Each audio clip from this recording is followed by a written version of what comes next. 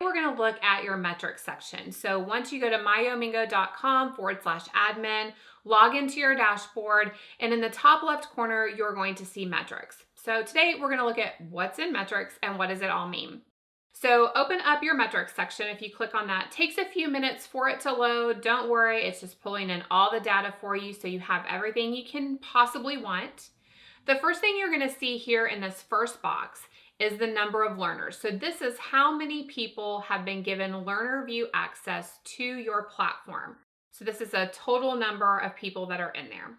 The next thing you're going to see is number of registrations. So if you have upgraded to our auto registration feature, then you're going to be able to see how many registrations you have actually built out and are active in your system. If you want more information about what auto registration is, contact one of our sales staff. They'll be happy to tell you more about that.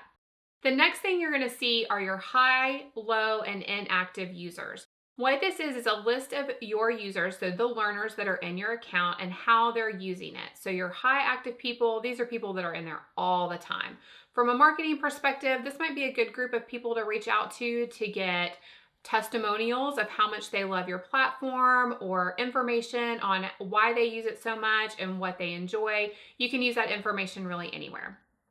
The low usage people, these are people that have kind of taken it a little slower. Maybe for the last couple of weeks, they haven't been in the platform quite as much.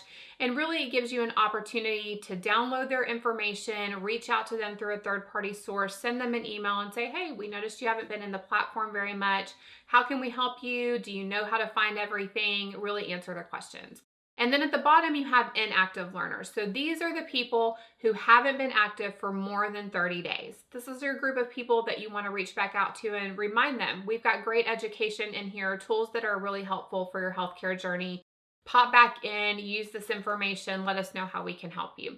So you can view this list of information. So I'm going to click on view here for my inactive learners. And you can see it populates a list of the learners that we have that haven't been using the platform as much. Again, they've been inactive for more than 30 days. And in the top right corner, if you click on this arrow, it's going to allow you to download a list of those learners. So I'm going to let it populate really quick here. So once the list populates, you're going to see here that it has this information up. So it's going to tell you the learner's name in column A, and then column B is going to have their email address.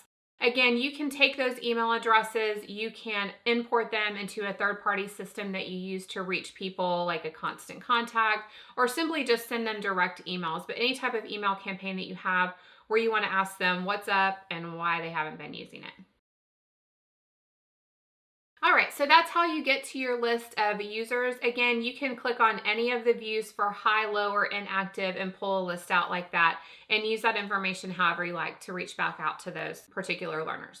In the middle, you have your popular overall section, and this is really just informational, letting you know what people are looking at, when they're looking at it. So we see here that the most popular category is our labor and birth section. They're in the how do I take care of myself module, and they're really spending a lot of time in the sample about us article. It will populate tools as well, so you're able to see how they're spending their time and where they're spending it the most. What that helps you with, especially if it's in your About Us section, is how can I add more information there about our community resources, because that's where they spend the majority of their time. If you don't have the add, edit, and delete feature and you notice that people are spending a lot of time in sections that aren't yours, maybe they're a different content partner's information, you could get that add, edit, and delete feature if it applies to that particular content partner and put some more of your information in those sections as well. So it's a really good opportunity to figure out how to market better into the content and really reach your audience. The third box at the top on the right-hand side is a lot of great information, just when should I contact people, because this is when they're in here the most. So this is going to tell you the time of day and the number of users, so your peak times that the platform is being used. So if you're setting up email campaigns through your marketing, or you're wanting to reach out to people at particular times of the day, you're going to know, hey, there's a big group of people at 10 a.m. There were 33 people in the system. So that's a really good time in the morning. I know a lot of people are active. I'm going to set up my email campaigns during that time just because I know they're active and in the platform, or at least using their computer or device on some way. If you want to start looking more in depth at your learners, this is something that is an option. You definitely don't have to do this. We've built this out so it really fits everybody's needs. So I can look at a particular category. So I'm going to select the category that I want to see. I'm then going to select a date range. So I'm going to go back and say I want to know from December 1st to December 31st, how many people were using the breastfeeding section, which learners of mine were in that particular category. You can select your About Us section. Maybe you want to see how that's being viewed during a particular time frame, or you might want to look at other categories that you've added. It's now going to populate your list of learners down here that use that particular category during that particular time frame. And then you can open up a learner. So let's see what Brandy's been doing. So her last login was December 27th, the time of day. But we can see that Brandy was stinking on there for 13 hours. So she was busy looking at something, maybe changing some content, or even doing some webinars that day. And then this is the category. Again, it would list the module, the article, and the tools. So everything is listed right there under your learner. All right, so you might not want to drill down specifically into what an individual learner is doing. You might want to look more at an overall report. So let's say that you're trying to justify a grant that you've written and you have to be able to show how the platform is being used. You can use this button in the top right-hand corner called Learner's Report. If you click on that, it's going to give you an overview of the entire platform for you. So as you can see, I've got my demo here. I have the total number of administrators, a total number of learners, and then I can select a date range. So I'm going to say, I want to look at the last quarter of the year. So I'm going to look at October 1st through the end of December, and I'm going to filter that down. And it is now going to tell me that during that time, there were 57 logins for that time frame. And then here's your login rate. So your login rate is your number of total learners divided by your total number of logins, and that's your login rate. So a 10% login rate. So it gives you some great information. You can look at your number of logins at peak times again. This is again for those marketing campaigns really to kind of figure out when you want to reach out.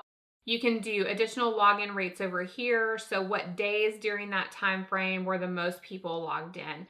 So you can see kind of levels. Are they spending time during the weekday? Are they spending more time on the weekend? And then at the bottom, you're going to get a snapshot. Top 3 articles, top 3 tools, so that you know where that information is coming from. And of course, a great option to print this. So you can print this report, take it with you. Again, great information as an overall snapshot of how your platform's being used.